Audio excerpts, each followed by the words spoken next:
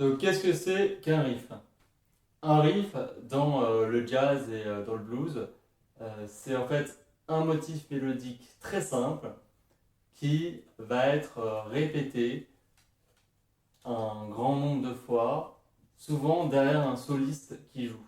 Alors, on utilise souvent ça dans le jazz, par exemple, si il y a un musicien qui prend un solo pendant très longtemps, on va se dire tiens, on joue tel motif mélodique, tel riff, et puis on va le jouer ensemble, tous ensemble, et pour l'accompagner derrière, pour faire monter un peu la sauce et lui donner de l'énergie pour son solo. Donc si tu veux en savoir plus sur les riffs, je te propose de cliquer dans le descriptif de la vidéo sur le lien qui t'amène vers les ressources complémentaires de la formation. Et il y a un document qui t'en apprend plus sur l'histoire des riffs et te propose aussi des liens musicaux à écouter pour avoir des exemples célèbres de riffs dans le jazz. Donc le premier riff, c'est très simple, c'est une blanche de deux temps, une blanche de deux temps, une blanche de deux temps, après une demi-pause où on ne joue pas pendant deux temps, et une mesure où on ne joue pas pendant quatre temps. La première blanche, c'est un sol, les trois doigts, la deuxième blanche, c'est un la, deux doigts, et la troisième blanche est un si bémol. Donc comme je te l'ai dit dans les vidéos précédentes, tu peux déjà sur le sol mettre ton doigt sur les deux touches, comme si tu allais jouer un si bémol. Ça n'a pas d'incidence sur le son, et c'est beaucoup plus facile de passer au si bémol du la aussi, voilà, si tu as déjà appuyé sur le si bémol, que si tu es sur un si, et si en même temps que tu enlèves le doigt du la, tu dois appuyer sur le si bémol. Donc tu gardes tout le temps ton doigt, ton index, sur les deux touches, et tu vas voir, ça va très bien se passer. Donc comme d'habitude, tu auras la version avec le saxophone alto un peu plus loin dans la vidéo.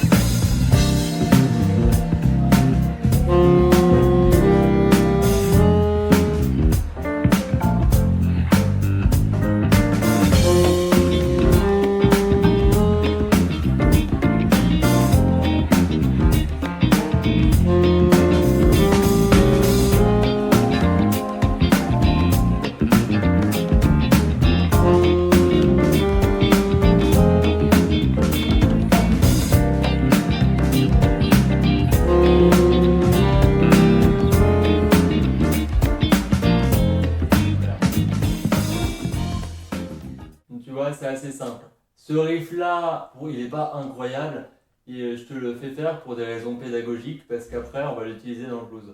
Il y a des riffs beaucoup plus intéressants que tu pourras apprendre par la suite. Alors, le riff suivant, c'est l'inverse. En fait, on inverse le si bémol et le sol dans les notes. C'est-à-dire qu'au lieu que ça fasse sol, la, si bémol, et ben on commence sur le si bémol, on fait si bémol, la, sol. On descend.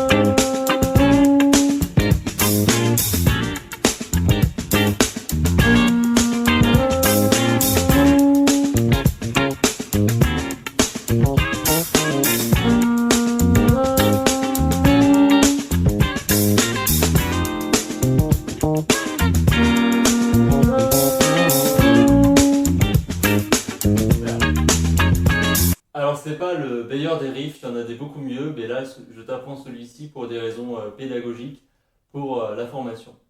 Maintenant, le deuxième qu'on va apprendre, c'est comme le premier, sauf qu'on inverse la place du si bémol et du sol, c'est-à-dire qu'on commence par une blanche si bémol, ensuite une blanche la de temps, et pour finir, la blanche sol. Et après, donc, 2 temps de silence avec la demi-pause et 4 temps de silence avec la pause. Donc c'est juste l'inverse du premier riff. Allez, c'est parti.